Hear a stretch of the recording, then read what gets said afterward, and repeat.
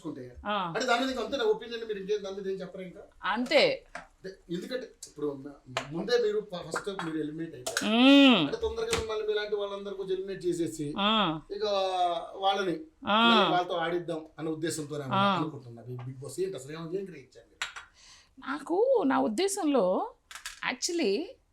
నాకు అసలు ఒక ఉద్దేశమే లేదు దాని మీద సో ఉద్దేశం లేనప్పుడు నేను ఏ ఉద్దేశంతో చెప్పాలి ఇప్పుడు కదా కదా అంతేనా బాగా చెప్పానా అంతే అన్నీ అనుకున్నా అక్కడ కూడా ఎంటర్టైన్ చేశానని అనుకున్నా కానీ ఎంటర్టైన్ చేయలే ఇప్పుడు ముందు ఎగ్ దోశ ఎలా చేయాలో నేర్చుకోండి ఫస్ట్ వేసాను కదా కాస్తంత నూనె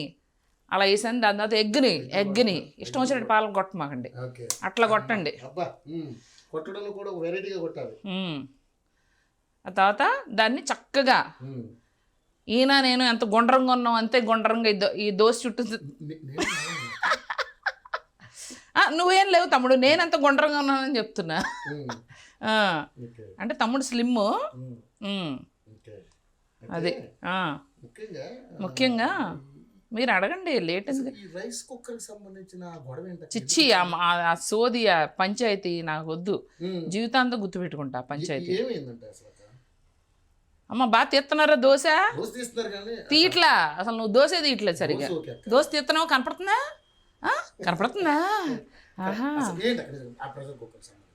చెప్పను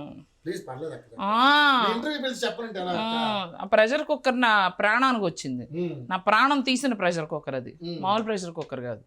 చిచ్చి అది పని చేయకపోవడం ఏమో కానీ నన్ను దాని వల్ల నామినేట్ చేశారు ఎంత చండాలంగా ఉంది అది వినటానికి కూడా అవునా కాదా ఇప్పుడు మంచిగా కారం జల్లాలన్నమాట పిచ్చి పిచ్చిగా జల్లద్దు ఎలా జల్లాలి తెలుసా అలా అలా అలా అలా ఇలా ఇలా ఇలా ఇలా ఇలా స్టైల్గా ఓకే బాగా కారంగా ఇష్టమా మీకు లైట్గా వేస్తున్నా లైట్గా వేస్తున్నా ఓకే వేస్తున్నారు ఇలాంటి ఒక అద్భుతం కని విని ఎరగని ఎగ్ దోశ నా దగ్గర చూడండి ఆ తర్వాత మనం కూడా పెడదాం బండి కుమారి ఆంటీ బండి లాగా నేను కూడా పెడతా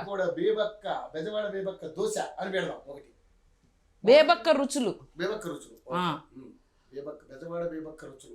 ఎందుకులే బేబక్కే బాగా ఫేమస్ అయిపోయింది బేబక్క సరే చాలా బాగుంది ఎగ్ దోశ అవును ప్రెషర్ కుక్కర్ సంబంధించి ఒకసారి క్లియర్ చెప్పండి ప్రెషర్ కుక్కర్ నాకు ఫస్ట్ డేనే కదా నాకు తెలవదు ఎట్ట పని చేస్తుందో వాళ్ళు ఏమనుకుంటున్నారంటే నాకు వయసు పెద్దది కాబట్టి నాకు అన్ని అంటే నేను నా ఇంట్లోనే పని చేయను యాక్చువల్లీ అసలు నాకేం తెలుసు ఏది అలా పని చేస్తుంది అన్నది నాకు తెలియదు కదా సో అలా నన్ను తెలవంది నన్ను ఇరుకిచ్చారు చాలా